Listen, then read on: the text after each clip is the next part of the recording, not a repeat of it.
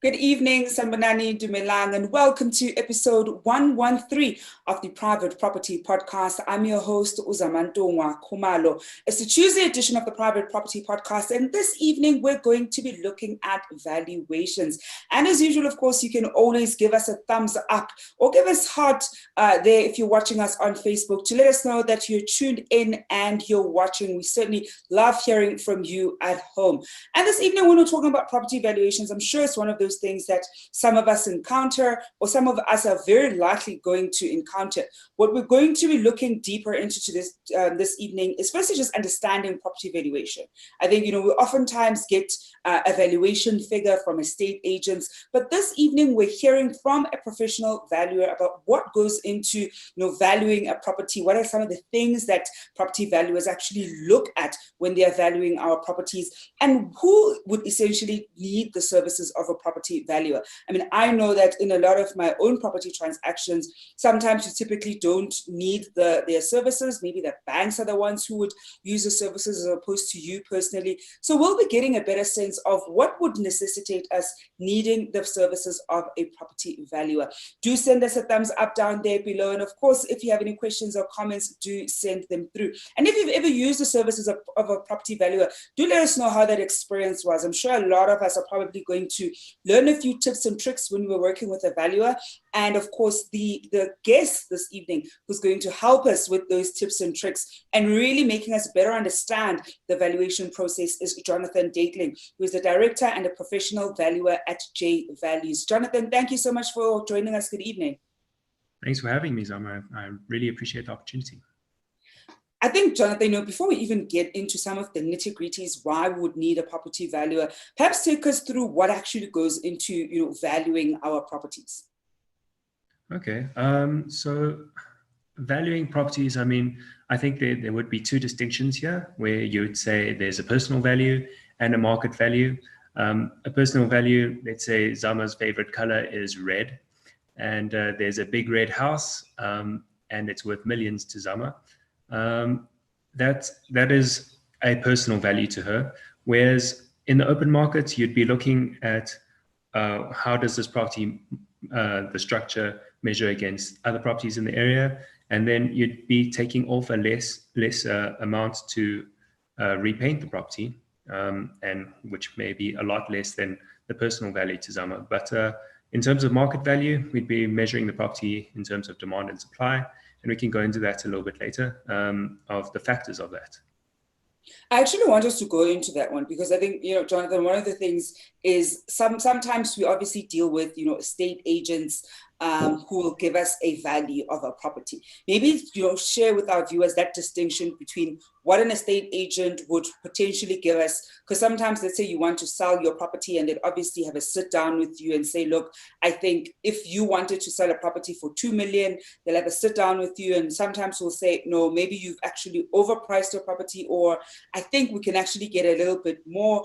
And chances are, if you get the services of a valuer, that price point might be slightly different. So what's then the difference between what the estate agent or the figure the estate agent would be giving us and the figure that we'd be getting from a professional valuer?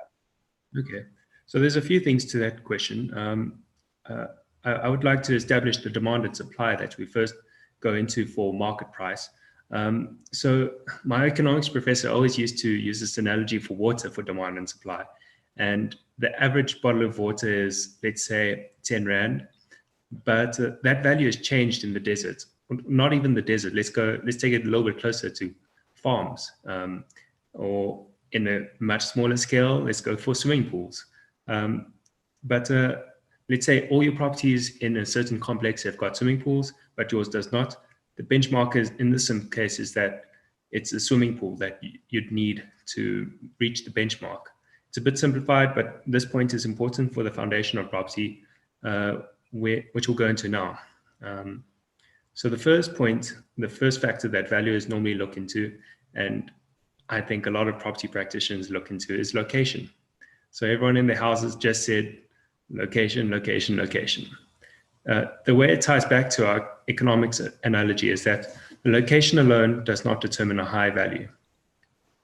Even this is set by the market, because a property is a good has a good location does not already indicate it must be 5 million. No, that's a horrible way to do a valuation. The value of the location is set by the going rates and evidence of comparable sales. The location will dictate your lower and upper ranges of sales and the type of property and possibly the trend of values in the area. The price in a comparable location will also take into account your amenities, such as schools and shops and important things like transport nodes. The next thing that me as a valuer would look at and physically look at is the actual structures on the property. So this is done by measuring the property, doing a condition assessment, and knowing and looking at things that like drainage and views, etc. A drone may even be flown out to inspect the roof and get a good understanding of the property. I think that's a new age thing that people are looking at. Yeah. I think this process is also understated. I mean, sometimes where someone will just tell you that a property is a certain size, people will just take it as it is. I mean, it's a huge investment, right? Let's say a property that someone tells you a property is 300 squares, but that included in that 300 squares is like a quadruple garage or a large patio. And I mean, a quadruple garage might be a dream to a car enthusiast, but how big is your actual living area there? You know, this goes back to what valuers call functional obsolescence. How functional is the space to its purposes? And when looking at improvements and renovations, you also need to consider overcapitalization of property. The basis is that cost does not equal value. Overcapitalization is when you spend, but you don't see the value on the return on your investment. I listened in on yesterday's podcast, and a huge discussion point was about carpets. I was always thinking, I mean, if you spend money on the best types of carpets you can find, right? But the demand is for tiled and laminate flooring. You're overcapitalizing your property. Yeah. You spend money that you're not going to see the value return on. The third thing that I'm going to go on quickly is your market conditions that will be motivated in your report. In economics, again, it's macroeconomy, and microeconomy. Macroeconomy affects your property in terms of interest rates, consumer confidence, and other things completely out of your control. Let's take a mining town, for example. The prices of commodities can crash and mines close, and this could have a severe impact on your property and a risk to the area. In a microeconomy sense, I mean, this is taking it back to the location. But more in an economical sense, I think it's important to try and project the trend and demand and supply in the area. These are big words, but basically I hope everyone does this already. You're just seeing what's on the market already and trying to predict growth from what you can see. And the last point that a valuer looks at when valuing a property, and I think the most important part of evaluation is your sales, your comparable sales. So these sales form the evidence for evaluation. Everything else is just hearsay or opinion. This is where your benchmark is set, and this can also tell you the story of how the area has performed historically. How does your property compare with those that are sold? I think that's important to test. And this is where your experience and track research can come in handy. Maybe an estate agent knows about the sales, but a lot can be said just about a simple drive and seeing the sales, obviously without trespassing. Those would be the 4 factors that I'd be looking at for valuation of residential property. You know, Jonathan, I like that you actually made reference to the episode we had yesterday, as you were talking about how cost doesn't always necessarily, equal value. I instinctively thought, what are the things that certainly from a valuer's perspective, you find that when people do spend money towards does have an effect, doesn't have to necessarily be a big one, but does play a role in what the value of that property typically becomes. Right. So taking it back to the benchmark, I mean, if your property is not maintained and everything else is maintained in the area, you need to reach that benchmark first. And then you can maybe looking at setting a trend, let's say with green systems, a solar geyser or something, right? Then you can start looking at that. But let's say taking it to another level, let's say all the other houses have got solar geysers and yours doesn't. So you already need to reach that level before you can start setting a trend. There was the examples yesterday, renovating the kitchen and the bathroom. Those are always good places to start. But again, don't take it out of context. If there's Hansgrohe taps, those are very high-end taps. If you put it in affordable housing, someone might not appreciate it, But whereas in your high-end properties, that capital expenditure will be more appreciated there, like porcelain tiles or all your high-end fixtures. You could be spending the money there and seeing that return on value. And I think then it goes to, Jonathan, about the importance of understanding the context of your property. Because I think one of the things, that I'm also quite interested in finding out is when you then look at, I'll say the valuer's price point for your particular property, is it usually completely, well, I mean, I can almost assume it's not, but for benefit of, our viewers at home, how different would, let's say, a professional valuer's price point be versus, let's say, an estate agent's price point? I mean, we've looked at what the estate agent would typically do versus what the professional, valuer would actually consider when they're valuing your property. Is the price point, would it be, substantially different from the two? Because I'm sure some people might want to be selling. I mean, I'm seeing a lot of people right now wanting to sell their homes, and I see we're already getting some questions and comments from our viewers at home. We're going to go through them after the break, but the price point, are they usually very different, or it's just a relatively small margin? Okay, so for the estate agent's opinion, I mean, I think to the estate agent's benefit, they've got the experience in a specific area, right? Whereas valuers, we generally work everywhere. Okay, so now taking it from a purchaser's perspective, when you're looking at buying a property, and let's say you don't know anything about the area, you'd go into looking at Property 24 and seeing what's on the market, and then rather you go onto privateproperty.co.za and you'd be, and then you'd go and visit a few show houses and compare what you've seen, right? Similarly, a valuer would go and see your sales, what has sold, and then you would go and see what's on the market and compare those to your property specifically. So and look, it's the price point can vary because I think estate agents can sometimes have an ulterior motive, but as a valuer, you're trying to look at it as a neutral perspective, and you go in from the beginner spaces and motivate your value as you go, right? So there can be a bit of variance in both perspectives, but we can only go on what's researched and what's evidence. You can't go on just an opinion. I can't just say this property is worth this much just because I say so. And I think we're going to go for a quick break, Jonathan, because I want to take questions and comments from our viewers at home. If you've ever used the services of a professional valuer, do let us know how that experience is.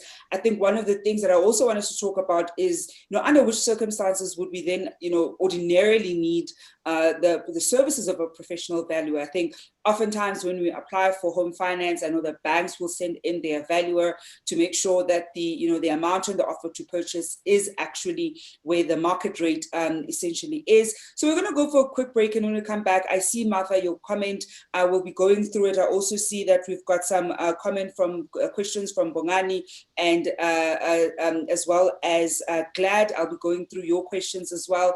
And of course, we are also going to be looking at other factors that are important when we're dealing with a professional valuer. We'll be back just after this.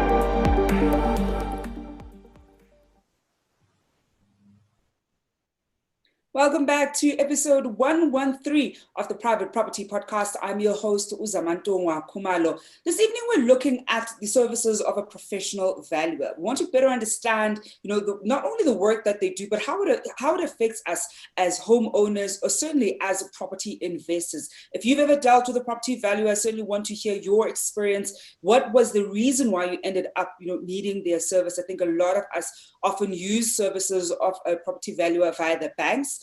Because oftentimes when we apply for that home loan, banks do send in their valuer to, physically come to the property and assess the property. And to help us better understand, navigating, working with the property valuer and really getting a sense of the work that they do, I'm joined this evening by Jonathan Dateling, who is a director and a professional valuer at J Values. We are, of course, taking your questions and comments at home. We've got a comment here from Martha Shingane. Good evening, Martha. And she says, good point. I have a neighbor whose house has been in the market for almost a year. Their property is worth much more than similar in the area because they did some massive renovations. Don't overdo it. And that's an important one that Jonathan was saying there, that, in as much as you may want to make alterations to your home, you also don't want to spend so much money that it actually doesn't affect the value. So the cost that you put into whatever alterations don't always equal to value. So make sure that if you're going to resell your property, you don't put too much of your cash into it, because you might actually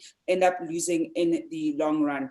Jonathan, we've got a question here from Bongani Mabunda, who asks, can a neighbor's property affect a value of one's property in a case where the neighbor's property is not well taken care of? Yeah, I completely agree that it can affect the value of your property. Let's take another example where someone builds a property, another story on their property, and it takes away from your view. That's a deduction from your value, right? And now taking it from the other case where the property isn't maintained, your neighboring property, let's say you're a purchaser, you go into that property and you see the other property is completely dilapidated and there's all types of pollution or rodents coming through. I mean, it will definitely affect your property. I mean, it's a shame, but that's one of those economic effects that you can't control. It's like the mining closures or the complete location going down. It's something you can't control, but something you need to take account of. And as you're saying, Jonathan, I think it is so unfortunate because you buy a property, you end up, let's say, either you're living in it or you're renting it out. And if your neighbors aren't taking care of their property as well, it does affect your ability to sell your property and to also just sell it at the price point that you might want to sell it at. Because you might find that in that street, the other similar properties are selling at a particular price point, but because you are, next door a property that's not well taken care of, and you can clearly see that it's probably going to affect the people who live in your property, nobody will be willing to pay the same, price point as the other houses in that street. I've certainly seen this one. I've even had experiences where I didn't buy certain properties because I saw that the neighbors and the activities that are happening next door are going to have an effect, to the tenants that I was going to get into a property. Because if you're a property investor and you're not buying for yourself, then you're also thinking, if my tenants are going to be living here, are they going to be okay with living in a house that's next door, whatever is happening next door? Or whether they're going to live there 2-3 months later, they're putting in notice to say, actually, that's unbearable, I can't stay there. So really, it's one of those unfortunate things. And that's why it's so important, oftentimes, and we share this tip, Jonathan, is when you want to buy a property, you want to drive around that area, not just on the day, but also on different days, because you also want to get a sense of the behavior of that area and the behavior of that particular street. So sometimes viewing, that property, and oftentimes a lot of show days are on a Sunday, doesn't give you the best reflection of the general mood of that particular area. So if sometimes, the neighbors, let's say the place is well taken care of, but they're just always rowdy on, Thursday, Friday, Saturday, you're not going to pick that up if you're obviously viewing the property on a Sunday. So you almost need to, do an analysis of Are you going to be living there? Are you putting in tenants there? What kind of tenants are you looking to put in? And are those the kind of tenants that are going to be okay with living, let's say, next door a place that's very rowdy? Or maybe it's just students, so they're also going to be equally rowdy, so they probably don't mind. So understanding also your tenant profile becomes so important. And hopefully you're not sort of stuck with the property where the neighbors aren't taking care of their property, because then that of course already has implications for you and your ability to sell that property. We've got another question here from Glad Shirinda. Jonathan, Glad asks, how does an evaluator do desktop evaluation? Okay, so desktop valuations are types of valuations where you obviously do it via desktop and you don't visit the property. Okay. Desktop valuations have seen some rise during the COVID period, where you can't actually go onto site. So desktop valuations are done purely based on market and aerial photographs, right? You can't actually see the condition of the property. So desktop valuations are done using your comparable sales and trying to compare them by aerial photography. I think that's the best way to put it. And running the scenarios and location data from what you have. It's limited, and I think desktop valuations need to be caveated because they're so limited and you haven't actually seen the property. I mean, the inspection of the property is a big part of the valuation. So yeah, but it can be effective depending on your circumstance. Yeah.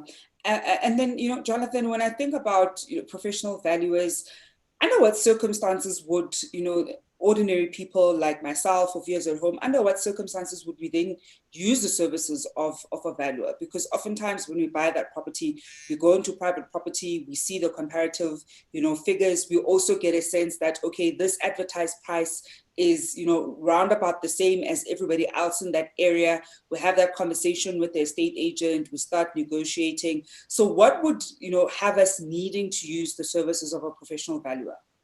Okay. Yeah. So the times you'd normally see a valuer in open markets is probably sent by the banks, or hopefully you never see them sent by lawyers because we can be quite pesty over there as well. The run-of-the-mill properties, let's say a sectional type of property, you probably won't need a valuer. But there are other reasons why you would require a valuer, and other than market value, which is the basis of valuation and why valuers are needed. We can do insurance valuations, we can do municipal valuations, or market and rental studies.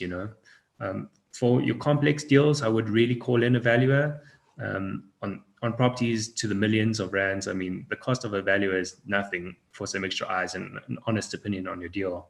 I can also add that an income projection can also be done on a residential property, just for your particular purposes, let's say a buy to let. But the value of residential at the end of the day lies in the comparable sales and evidence, and that's how they're traded, So that's the valuation there.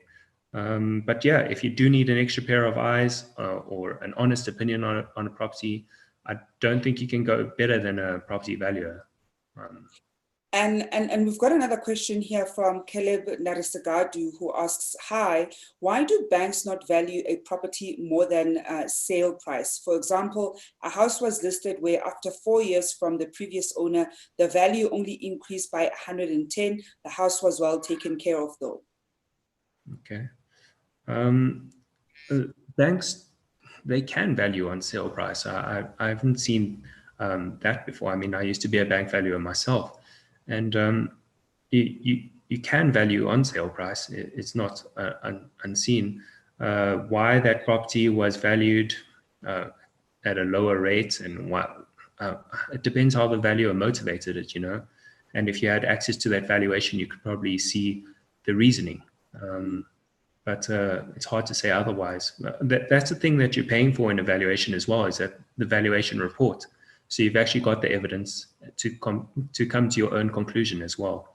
But the evidence is important. That's why the report is there.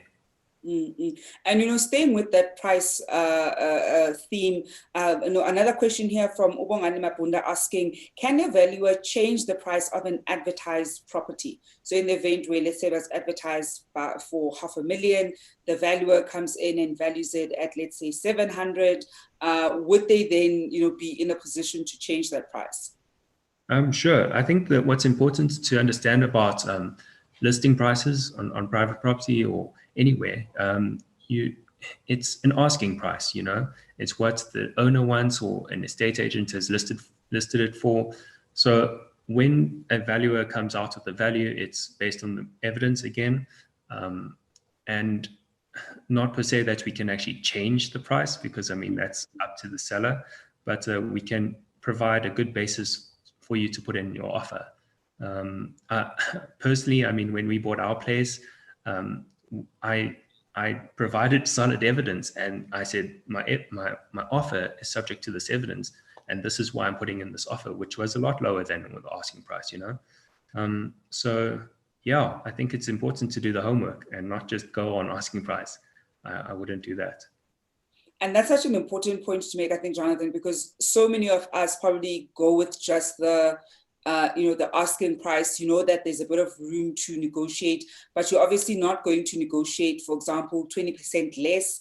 Maybe you'd be able to get, let's say, 5% less if you're lucky, but chances are even that 5% less might not be where it probably ought to be. So it does pay for you to do that little bit of extra homework and to get the right figures, so that if you really do want that property, that you can substantiate it by saying, well, this is what an evaluation is, but also that in that area, the odds of that property selling for that price point are also quite minimal. Because I think one of the things, and I think one of our viewers at home pointed this out, Martha was saying that sometimes people, you put in so much work into a property and then you list it higher. Some owners, I've certainly seen some sellers, it's not so much that they've put in a lot of money into their property, but they just have a particular amount that they want to get from their property. So they're not listing their property at the right price point. And when you look at the comparable sales, that the comparable sales are far below that. And so a property ends up staying on the market for months. I've seen some properties in some of the areas that I have always watched very closely.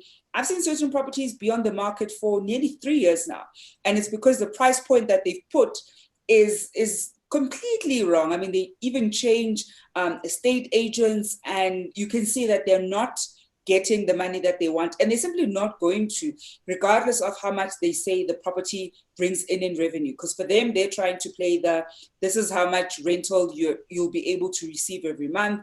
Here's a rent roll, therefore you'll be able to justify why they're costing it at the amount that they're costing it. But the reality is, you wouldn't even be able to get bank financing on that price point because it is completely off the mark. So it definitely, does pay to get that professional help and just get a sense of whether the numbers make sense, especially the moment you start, looking at investment properties, because you're also wanting to pay as sort of low as possible as an investor so that you're able to keep even that bond payment as low as possible. I see that our conversation, Jonathan, has gotten some of our viewers interested in property valuation. We were talking about this off air, that it's one of those careers that not a lot of people know about, and it's also one of those careers that when you go to varsity, you wouldn't necessarily see a degree that says property valuation. I know UJ, for example, has a degree that has that name, but a lot of the other ones don't quite have it. We've gotten Gateko Ahape asking, how does one become a valuer? Okay, so the process to become a valuer is regulated by the South African Council for the Property Valuers Profession. That's the SACPVP, and they're regulated by the Property Valuers Act. They've got strict guidelines on how to register as a valuer. You start off as a candidate valuer, which means you're still studying towards becoming a valuer.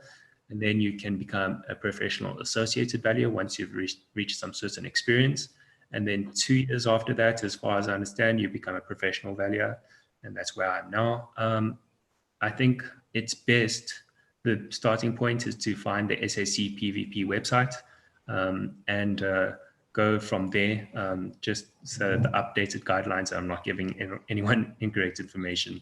I think it's important to start from there. And the council is similar to how estate agents have their EAAB, and engineers and accountants and lawyers have their responsible associations. Yeah, you need to be registered to provide valuations. Let me put that out there. And yeah, that was, yeah. Jonathan, before I let you go, any final tips for our viewers at home for when they do deal with that valuer? They decide to put in that extra money to make sure that they make the right decisions as far as their price point is concerned. Any tips you'd like to share with them when they're dealing with a valuer? Right.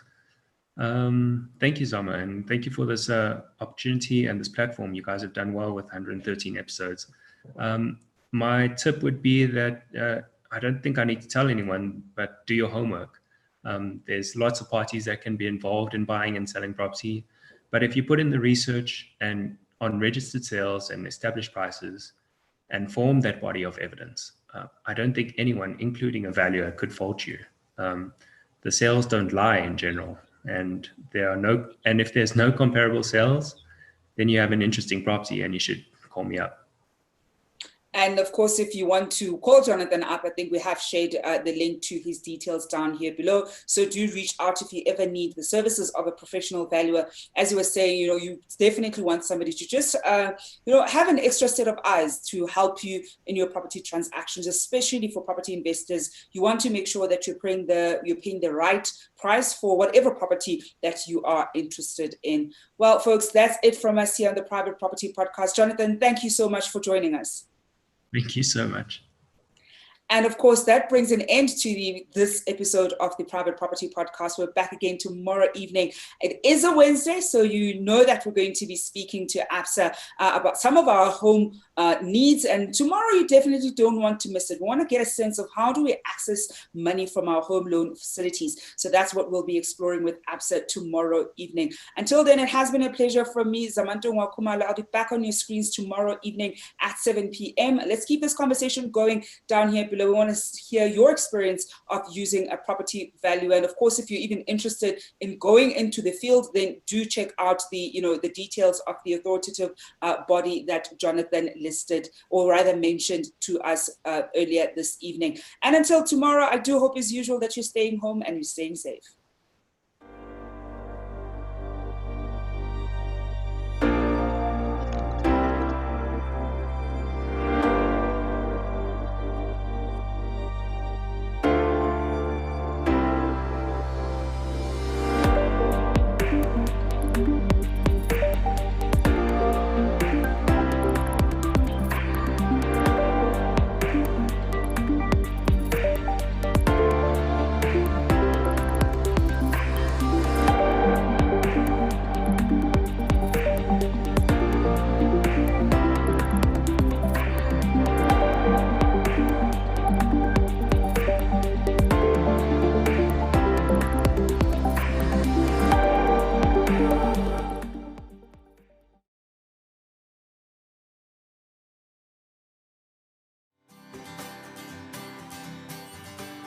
Hi, I'm Nobuntu Webster.